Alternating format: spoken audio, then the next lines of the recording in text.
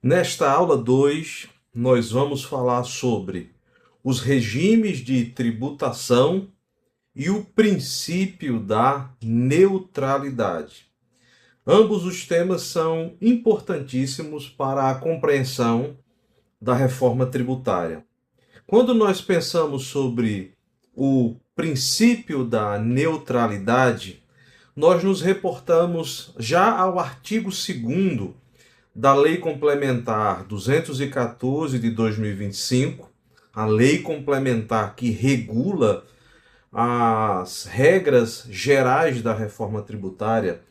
E é interessante que já no artigo 2º isso está posto de forma literal, quando diz o seguinte: o IBS e a CBS, que se você já viu a aula 01, certamente que você já sabe de que tratam esses tributos e quais são os tributos que hoje existem e deixarão de existir para dar lugar ao imposto sobre bens e serviços e à contribuição sobre bens e serviços. Se você, portanto, está vendo essa aula 02 e ainda não viu a aula 01 ou mesmo a introdução a este curso, eu recomendo fortemente que você possa fazer isso. Então, o artigo 2º da Lei Complementar 214 nos diz: o IBS e a CBS são informados pelo princípio da neutralidade. É notável que a própria Lei Complementar faça questão de, no início, no artigo 2º, já apresentar qual é o princípio informador da reforma tributária. Então, obviamente, ainda que nós tenhamos aqui o foco da reforma tributária e aquilo que impacta ao polo de confecções do Agreste de Pernambuco, há algumas observações, algumas considerações mais gerais que precisam ser compreendidas. E entre elas está o princípio da neutralidade. O artigo 2º, quando diz que o IBS e a CBS serão informados pelo princípio da neutralidade, ele também explica o que isso significa quando afirma: segundo o qual, ou seja, segundo este princípio, esses tributos devem evitar distorcer as decisões de consumo e de organização da atividade econômica.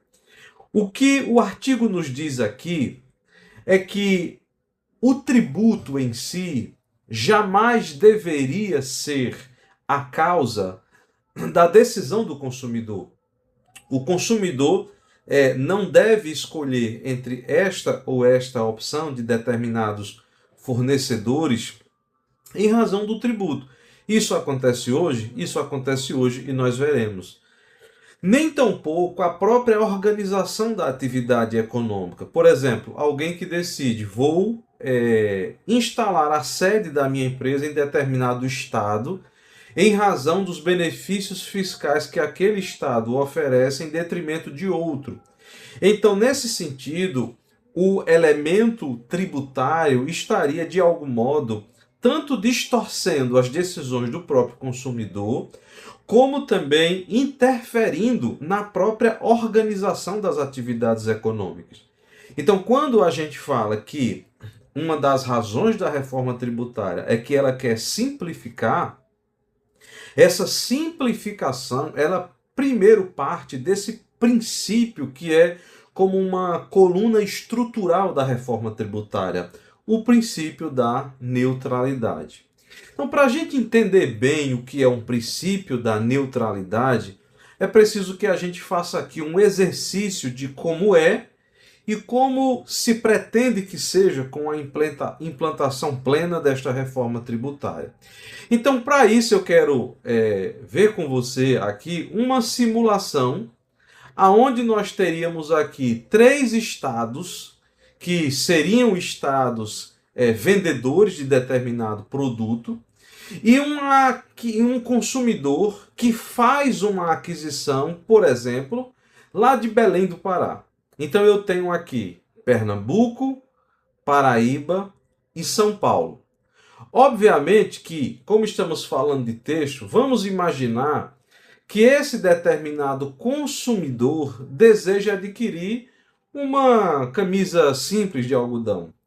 E aí nós temos aqui o seguinte cenário. Nós temos o cenário de como é hoje quando se coloca o valor do custo mais o lucro antes dos tributos.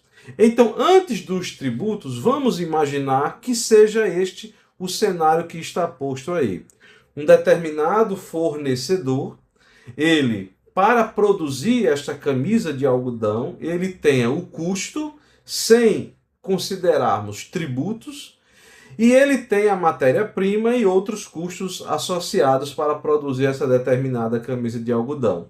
E em hipótese, os valores aqui obviamente são todos hipotéticos, vamos supor que o custo mais o lucro esperado, mais a margem de lucro dele, seja R$100. Ou seja, um fornecedor em Pernambuco consegue produzir um determinado produto, a camisa aqui de algodão, para ser vendida a R$100. Vamos imaginar que um outro fornecedor, utilizando a mesma matéria-prima e produzindo um produto igual ou equivalente, ele consiga equivalente para o consumidor. Para o consumidor seria o mesmo produto. Mas lá na Paraíba, seja porque o custo de mão de obra é menor, seja porque ele conseguiu uma matéria-prima por um valor menor, seja porque a margem de lucro deste fornecedor na Paraíba foi menor, o fato é que antes dos tributos, esse produto custaria R$95. Tudo bem. Agora, vamos imaginar que este mesmo produto, as mesmas características, a mesma qualidade, lá em São Paulo, também por razões diversas, custo de mão de obra, preço de matéria-prima, decisão de margem de lucro, vamos supor que esse mesmo produto seja para o fornecedor R$110. Então eu queria que você observasse bem essa planilha, essas linhas que fala do valor antes dos tributos. Por quê? Porque em seguida eu chamo a sua atenção para o seguinte: qual é o modo de tributação hoje? E aí eu estou falando do ICMS, do PIS, do COFINS, principalmente porque estamos falando aqui, não vamos considerar o ISS, porque não trata-se aqui de serviços, mas de comércio. E aí tanto o PIS como o COFINS como o ICMS, eles são chamados tributos por dentro. Ou seja, ainda que nós tenhamos hoje uma lei que informa ao consumidor os valores aproximados dos tributos, mas o fato é que quando alguém hoje compra uma camisa, compra um produto têxtil, no valor que o consumidor paga, dentro desse valor estão os tributos. E aí vamos imaginar, em situação aqui hipotética, qual seria agora, considerando este cenário, o valor do produto com os tributos por dentro. Aqui, obviamente, para fins didáticos, a gente não está tratando de um markup, nós não estamos tratando de uma precificação. A gente está fazendo um exemplo simples que considera aqui as diversas variantes que a tributação incide sobre um produto. E considerando essas várias variantes, como, por exemplo, aquisição interestadual, então o Estado cobra um determinado percentual de ICMS antecipado. Depois, esse Estado tem um determinado benefício fiscal que faz com que haja um crédito presumido ou uma redução de base de cálculo. Aqui não se trata meramente de a gente colocar uma alíquota nominal, a alíquota interestadual de 12% na saída em Pernambuco, a alíquota de 7% na saída em São Paulo. Não é esse o caso. É como se nós estivéssemos considerando aqui que depois de todas as variantes tributárias, o fornecedor entenda que para que ele tenha o custo suprido e o lucro desejado, e ir colocando também na operação os tributos incidentes, em Pernambuco, perceba bem, em Pernambuco, aquela camisa será vendida, agora sim, esse é o preço que fica para o consumidor, por R$ 130. Ou seja, em Pernambuco, a carga tributária efetiva aqui ficou na casa dos 30%, ou seja, é uma mercadoria que é R$ 100 o seu custo mais o lucro desejado, e depois dos tributos, considerando os tributos por dentro, esse é o preço de tela dessa mercadoria, R$ 130. Considerando o cenário da Paraíba, porque conquanto os tributos federais alcancem os mesmos de forma igual, os tributos estaduais do ICMS ele pode ter alteração. Esse determinado contribuinte na Paraíba pode não gozar de determinados benefícios fiscais que o Estado de Pernambuco oferece. Então, repito, não se trata meramente de colocar a alíquota nominal, se trata de benefícios que estão presentes no momento da apuração, que fazem com que a carga tributária seja maior ou menor. E usando aqui como exemplo, depois de considerar todas as variantes, esse determinado contribuinte da Paraíba, para poder alcançar o custo e a margem de lucro desejada com os tributos da carga tributária efetiva, essa mesma camisa na Paraíba, com o fornecedor da Paraíba, só pode ser vendida a esse consumidor de Belém do Pará por R$ 135. E, por fim, nós temos agora o cenário do contribuinte de São Paulo. A mesma coisa, considerando todas as variações tributárias, ICMS antecipado, crédito presumido, redução de base de cálculo, seja lá quais sejam os benefícios, ele consegue, depois de colocar o custo mais a margem de lucro desejada, fazer com que essa mercadoria possa ser vendida a R$ 128. Qual é o ponto aqui? O ponto aqui é, se nós fizermos uma análise na condição do consumidor, eu pergunto, o mesmo produto, a mesma qualidade, as mesmas características, comprando de um contribuinte em Pernambuco, de um fornecedor em Pernambuco, ele pagaria 130. De outro fornecedor da Paraíba, ele pagaria 135. Mas se ele comprar de São Paulo, ele vai pagar 128. Aí eu pergunto a você, razoavelmente, de quem esse consumidor vai comprar esse mesmo produto? Obviamente, ele vai comprar do fornecedor do estado de São Paulo. Minha gente, preste bem atenção nisso aqui, porque aqui é onde está a razão por que a reforma tributária ela é informada principiologicamente falando, ou seja, o princípio é aquilo que está por trás das regras da legislação, ou seja, é o que se quer, é o que se pretende alcançar na reforma, como nós lemos, é que não haja distorção na decisão do consumidor.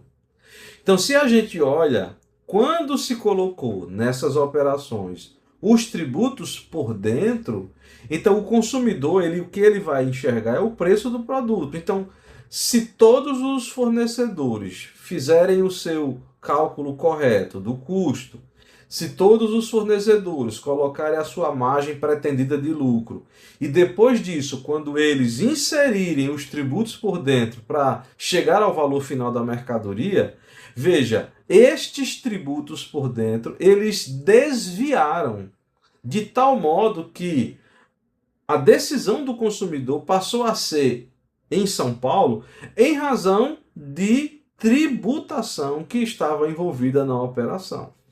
Este cenário que eu estou apresentando a vocês, portanto, é o cenário de hoje. É assim que é hoje. É assim que funciona hoje. Obviamente que não pense aqui em termos de markup. Repito, aqui é apenas um exemplo para mostrar a você que na venda de um produto eu tenho o custo, eu tenho o lucro pretendido e eu tenho a tributação incidente. E aí a tributação incidente hoje ela é decisiva para a decisão do consumidor, gerando até um desvio. Outra coisa é que, por exemplo, se a gente expandir a reflexão aqui, imagine que esse fornecedor que está na Paraíba, ele pense o seguinte, olha, por que eu não consigo competir com o mesmo produto com a mesma qualidade com esse fornecedor de São Paulo. Aí ele vai fazer um estudo aprofundado e ele vai chegar à seguinte conclusão: ah, é porque lá em São Paulo existem determinados benefícios fiscais que reduzem a carga tributária. Então o que é que eu vou fazer? Pensa o fornecedor: vou sair da Paraíba e vou instalar minha empresa em São Paulo, porque assim eu consigo ter um preço competitivo.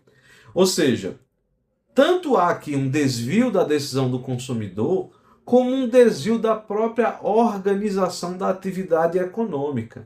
Então, quando a gente pensa no que a gente acabou de ler ali no artigo de número 2º, ele diz: o IBS e a CBS são informados pelo princípio da neutralidade, segundo o qual esses tributos devem evitar o exemplo que eu acabei de mostrar. Ou seja, evitar distorcer as decisões de consumo e de organização da atividade econômica. Ou seja, o que ele pretende é que não haja uma mudança, uma decisão em razão da tributação. Mas é assim que é hoje. Pois bem, como ficará uma vez implantada a reforma tributária? Bom, aí aqui a gente volta para o nosso mesmo quadro e a gente precisa apresentar a você agora o seguinte: o valor do custo mais lucro antes dos tributos, eles permanecem exatamente o mesmo. Ou seja, em Pernambuco ele vai produzir e vai colocando a sua margem de lucro pretendida R$ 100, na Paraíba 95 e em São Paulo 110. Essa primeira linha ficou exatamente igual ao que era antes. Mas veja, com a reforma tributária, o ICMS, que seria no nosso exemplo aqui, o imposto que estaria gerando essa distorção ao ser considerado na tributação por dentro, ele não existirá mais. Claro, a gente está pensando, considerando as regras de transição e tudo mais. A gente está pensando já a reforma plenamente implantada. Então, na reforma tributária, não há que se falar mais na tributação por dentro, ou seja, o valor do produto não será alterado em razão do tributo, ou seja, não será um tributo por dentro. E como será? Bom, será assim. No momento que o fornecedor de Pernambuco anunciar o seu produto será R$ 100, o produto da Paraíba será 95 e o produto de São Paulo será 110. Aqui não há mais distorção. O consumidor vai saber exatamente qual é o valor do produto, independente do tributo incidente. Essa é a primeira coisa. Aí você pode perguntar: bom, mas neste caso, uma vez que o tributo não é por dentro, não vai incluir o tributo no valor da mercadoria? Sim, vai, mas ele vai ficar por fora. Por quê? Porque nós teremos uma alíquota de CBS e IBS nominal, e aí é um tema que a gente vai aprofundar provavelmente em aulas de simulação, mas como haverá a possibilidade de... vai ser uma alíquota única para a CBS e uma alíquota única para a IBS. Ou seja, as duas vai se tornar uma alíquota só.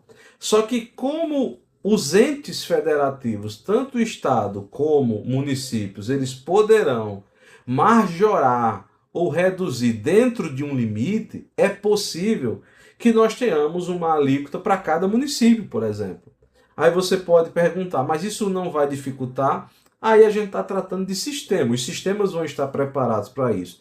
De modo que aquele consumidor de Belém do Pará vai saber que tudo que ele adquirir para Belém do Pará, para ele que mora em Belém do Pará, terá uma alíquota de 26%. Aqui também é uma alíquota exemplificativa. Então, com isso, não vai haver interferência na decisão do consumidor em relação ao tributo. Por quê? De onde quer que ele compre no Brasil, vai ser acrescido e aí vai ter a nota fiscal com o valor do produto, mais a alíquota de CBS e IBS, e essa alíquota será a alíquota de quem? De quem estiver comprando. O tributo será devido no local do consumidor. Então, se a gente está falando de uma compra aqui interestadual, o tributo que incidirá, que irá aparecer na nota fiscal, é o tributo do local do destinatário. Isso é um elemento que a gente ainda vai aprofundar um pouco. Mas é só para você entender. Então, se Pernambuco vai vender para Belém do Pará, se Paraíba vai vender para Belém do Pará, e se São Paulo vai vender para Belém do Pará, para estes três a alíquota será a mesma, porque ele vai aplicar a alíquota do local de destino do bem e do serviço. Essa é a regra da reforma tributária. Ou seja, a alíquota devida na operação é aquela do destinatário. Então repare, o que é que acontece aqui? Aquele produto de R$ 100 vai virar 126. Aquele produto de 95 vai virar 119,70. E aquele produto de 110 vai virar 138,60. Neste cenário, o que é que acontece? Se você agora é o consumidor, de quem você vai comprar? De Pernambuco, da Paraíba ou de São Paulo? Veja, você vai comprar daquele produto com melhor preço. Agora sim, espero que você esteja claramente entendendo qual é o princípio da neutralidade, é que agora sim o consumidor não vai ter a sua decisão distorcida em razão de tributos. Porque de onde ele comprar vai ser sempre 26% acrescido, porque vai ser um tributo por fora. Então, no fim das contas, ele vai comprar daquele fornecedor que lhe fornece o menor preço. Então, nesse caso aqui, há uma mudança na decisão do consumidor, porque agora não há a distorção das inúmeras regras de benefícios, de créditos presumidos, que vai alterar no preço do produto como é hoje, já que ele é por dentro. Então, isso, obviamente, quando a gente vai fizermos as simulações, isso vai ficar mais claro. Mas aqui eu já estou mostrando a você que, por outro lado, veja como também isso aqui não gera mais essa distorção da organização das atividades econômicas. Agora, aquele fornecedor da Paraíba, ele não precisa mudar para São Paulo, ele não precisa mudar para Pernambuco, porque onde ele estiver, dentro das condições que ele tenha de produção e de imagem de lucro, obviamente, ele não precisa mudar para vender com um preço mais competitivo em razão de tributo. Ele pode querer mudar por outras razões, por carência de mão de obra, por melhor disponibilidade de matéria-prima, mas a organização da atividade econômica não irá ser distorcida por uma decisão em razão de tributos. Então veja, basicamente isso significa o princípio da neutralidade. O consumidor vai fazer uma aquisição considerando o preço do produto, sabendo ele que o valor que será acrescido de tributo será aquele do seu local, será o local do destinatário. Talvez você esteja pensando, mas isso vai mudar muita coisa. Sim, isso vai mudar muita coisa. Por isso que a reforma tributária, ela nos fala muito mais de alteração de termos tributários. Ela nos fala de uma revolução na própria gestão de tributos. Ela nos fala da necessidade de debruçar-se sobre a precificação dos seus produtos. Isso vai ser fundamental. Ou seja, só o fato de nós dizermos que nós deixamos de uma lógica de tributo por dentro para uma lógica de tributo por fora já é fundamental uma revisão completa no catálogo, no mix de produtos, para verificar se os preços que eu tenho são compatíveis para que eu não possa perder a competitividade do meu negócio. Então, esse exemplo que eu coloquei é um exemplo bem simples, você pode voltar depois, se não entendeu bem, para compreender melhor, mas é um exemplo que mostra que a alteração da reforma tributária, ela é bastante profunda no que diz respeito ao princípio da neutralidade. Mas esta aula 02 a gente também vai falar um pouco sobre os regimes de tributação. Sim, porque também estes serão alterados. Como é, então, que a gente tem os regimes de tributação na reforma tributária? Para a gente compreender bem, a gente precisa fazer um paralelo em como é hoje e como será. Então, para a gente entender bem, vale a pena nós fazermos a pergunta: quais os regimes de tributação atualmente? Então, acho que é uma revisão importante para a gente poder avançar. Eu dividi aqui uma divisão em duas partes que falam-nos do tipo empresarial e do regime de tributação. Uma vez que eu compreendi que o princípio informador da reforma tributária é o princípio da neutralidade, eu preciso agora compreender o que muda em relação aos regimes de tributação. O cenário atual é o seguinte: quais são os tipos empresariais que nós temos hoje? Nós temos o individual e nós temos as sociedades. Isso aqui que eu estou falando é o que é hoje e, em partes, vai permanecer. Não há alteração em relação a isso. Mas eu acho que é importante esclarecer também para que a gente compreenda bem. Em relação ao tipo empresarial individual, nós temos aqui essas três categorias: o microempreendedor individual, o empresário individual e o empresário individual de responsabilidade limitada. Em relação às sociedades, nós temos as sociedades limitadas, ou seja, são aquelas sociedades divididas em cotas de participação, e nós temos as sociedades anônimas, que são aquelas sociedades onde nós temos ações que são adquiridas.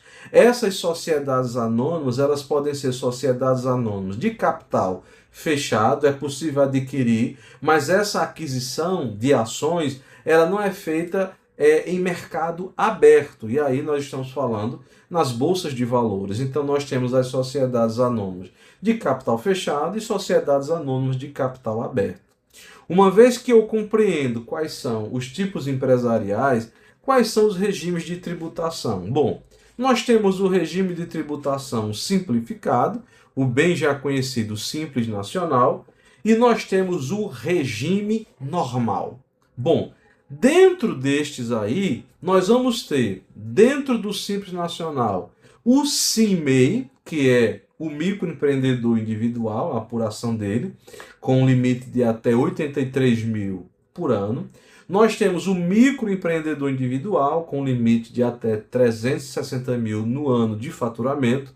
E nós temos as empresas de pequeno porte, que vai até o limite final do Simples Nacional, de 4,8 milhões de faturamento. Fora isso, dentro do regime normal, nós vamos ter os lucros, os regimes do lucro presumido e a apuração pelo lucro real. Lucro presumido, ele pode ir até 78 milhões e a partir daí lucro real, havendo ainda algumas atividades que é obrigatório ser no lucro real, mas que não vê o nosso caso aqui. Esse daqui é o nosso cenário como nós temos hoje. Pois bem, o MEI, obrigatoriamente, ele vai ser e vai apurar os seus tributos pelo CIMEI. Os empresários individuais de responsabilidade limitada e as sociedades limitadas, esses tipos empresariais, eles podem se enquadrar em todos as demais modalidades de regime de tributação. Pode ser no Simples, como ME e EPP, e podem ser do regime normal, seja como presumido ou seja como lucro real. E já as sociedades anônimas, obrigatoriamente, elas serão do regime normal, podendo também ser do presumido, podendo também ser do lucro real. Em relação ao regime normal, é importante a gente lembrar que hoje, no que se trata do ICMS, presumido e real apuram igualmente, ou seja, uma vez que você está no regime normal, o ICMS é igual, seja a apuração é igual, seja para a empresa do lucro presumido, seja para a empresa do lucro real. Mas há uma mudança em relação aos tributos federais. Uma empresa do regime normal no lucro presumido, como nós sabemos, o próprio termo diz que se presume o lucro. Então se aplica um determinado percentual e com ele encontrado aplica-se a alíquota do imposto de renda das pessoas jurídicas e com esse outro percentual vai se aplicar a alíquota da contribuição social sobre o lucro líquido, tendo como fundamento sempre o faturamento. É assim que é no lucro presumido. Já em relação ao lucro real, a contribuição social e o imposto de renda das pessoas jurídicas serão as alíquotas sobre o lucro real apurado nas demonstrações financeiras da entidade, a depender da periodicidade escolhida. Pode ser trimestral, pode ser anual, inclusive com levantamento mensal de balanço de suspensão ou redução. Mas em relação ao PIS e COFINS, nós também temos uma diferença. As empresas do lucro presumido têm uma alíquota menor de PIS e COFINS porque elas vão aplicar exatamente sobre a base do faturamento. Enquanto que as empresas do lucro real vão utilizar a sistemática da não cumulatividade, ou seja, eu apuro crédito nas aquisições, eu apuro débito nas minhas saídas, no meu faturamento, depois eu faço um confronto. Caso os meus créditos tenham sido maiores, eu posso utilizá-los nos meses subsequentes. Caso o meu débito seja maior, eu preciso fazer o recolhimento. Então, simplificando entre aspas, né, porque já é uma confusão, mas sim tentando simplificar, esse é o cenário que nós temos hoje. Aí você poderia perguntar como fica isso daqui em relação à reforma tributária. Então a gente vai finalizar essa aula hoje falando exatamente de como vai ficar. Em relação aos tipos empresariais, não há previsão de que haja mudança. Vai continuar existindo o MEI, o empresário individual, o empresário individual de responsabilidade limitada, as sociedades limitadas e as sociedades abertas. Por outro lado, também vai continuar o Simples Nacional, e essa é uma notícia bem importante, porque algumas pessoas parecem não terem compreendido que não há uma extinção do Simples Nacional. O Simples Nacional continua normalmente. Mas veja, a gente sai daquele termo regime normal e a gente passa a ter o que nós chamamos aqui de regime geral.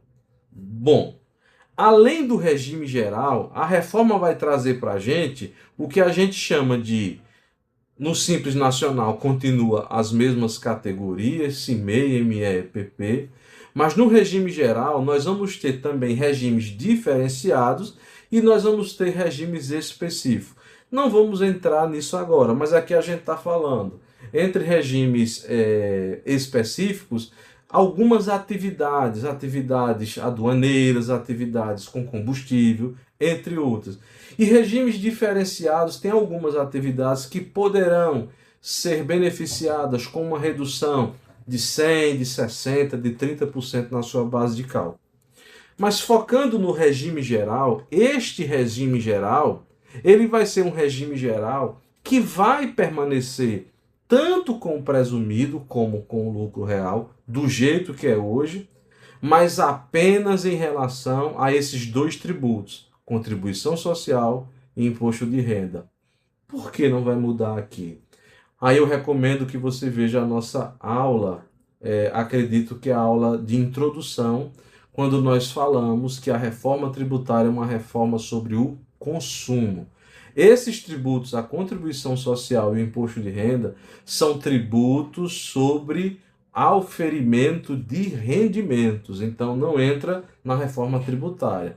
Todavia, quando a gente pensa em relação ao PIS, COFINS e ao ICMS, preste bem atenção, não vai mais existir presumido e real. Haverá apenas um regime padrão e haverá apenas uma alíquota única de CBS e de IBS. Reforço o que eu falei. Isso por si só já desperta e já deve despertar também um mergulho na própria gestão tributária. Porque, veja, se hoje uma empresa opta por ser do lucro presumido, porque ela diz assim, porque é mais simples para mim, porque eu não quero estar apurando crédito, débito de PIS e COFINS. Veja, agora não vai ter mais opção. Todos irão entrar no regime padrão. Então, em relação ao PIS, COFINS, ICMS e ISS, deixarão de existir e haverá uma alíquota única de CBS e IBS. Aí você pergunta, mas e quanto ao Simples Nacional? Vamos ter mudança? Sim. Dentro do Simples Nacional, esses tributos que existem hoje, eles se compõe o documento de arrecadação do Simples de vários tributos. E entre esses está lá o PIS, o COFINS, o ICMS, o ISS, a depender do anexo que a empresa se enquadra. Mas com a reforma tributária, estes tributos que constam no PGDAS, eles deixarão de existir. E em seu lugar vai existir o IBS e o CBS. O Simples Nacional ainda vai ter uma possibilidade de retirar o IBS e o CBS da sua apuração do PGDAS e apurá-lo à parte, como uma empresa do regime geral. E a empresa do Simples vai poder fazer essa opção semestralmente, ou seja, quando ela fizer uma opção, vale por todo o semestre.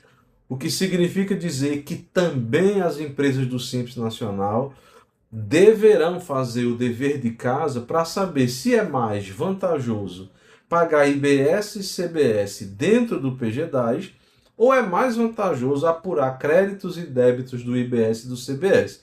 E uma empresa do Simples pode fazer isso em um semestre e se vê que a coisa não foi vantajosa, pode retornar a apuração do IBS e do CBS dentro do PGDAS.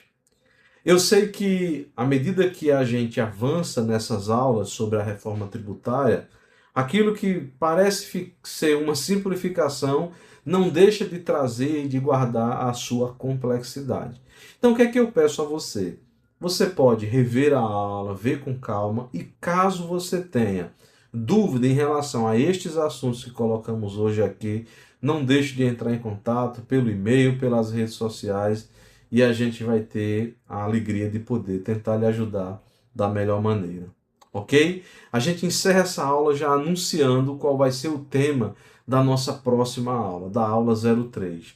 Na aula 03 nós vamos falar sobre um outro tópico da reforma tributária, ainda nessa caminhada de aspectos introdutórios, elementares. Se hoje nós falamos do princípio da neutralidade e dos regimes de tributação, na próxima aula a gente entra para falar sobre a regra da não cumulatividade plena. O que é isso? Convido você para a próxima aula. Deus abençoe a todos e até a aula 03. Abraço.